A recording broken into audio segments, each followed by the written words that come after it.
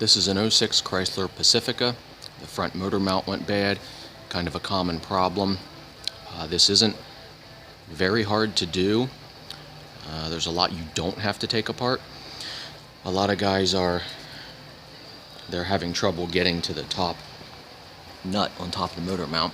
Now you'll see here I have the motor mount and its bracket out, and this only took me about 20 minutes to get it out.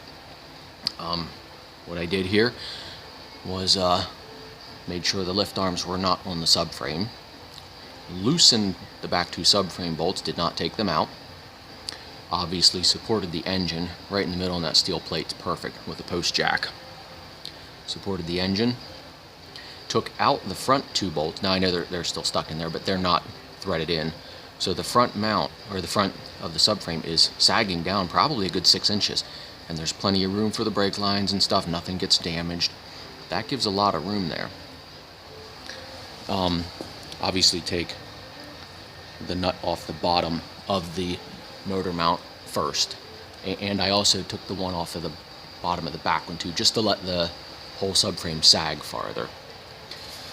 And then here, this bracket is only held on by 3 bolts. 1, 2, and this one goes through and into the starter. Also, there's an AC line that's bolted to it, which none of that's real hard to get to with that subframe sagging. The hardest one to get to is the one that goes in at the top here, over through the starter. And what I used for that was a ratchet, the perfect length extension flex unit and 15mm socket. I was able to go in, sorry for the bad camera work, over here in front of the tire, out across to that bolt that goes through that bracket into the starter. It was hard trying to find the perfect angle, but once I did, it worked beautiful. As you can see, I did not use many tools here, and I probably didn't even need most of these tools, so it's really not a real hard job. Once you have those 3 bolts out, there's plenty of room to wiggle the mount and that bracket out. Just have to have the subframe sagging here. You can see there's lots of room here, so it's really not that hard of a job. So I hope this saves someone some time.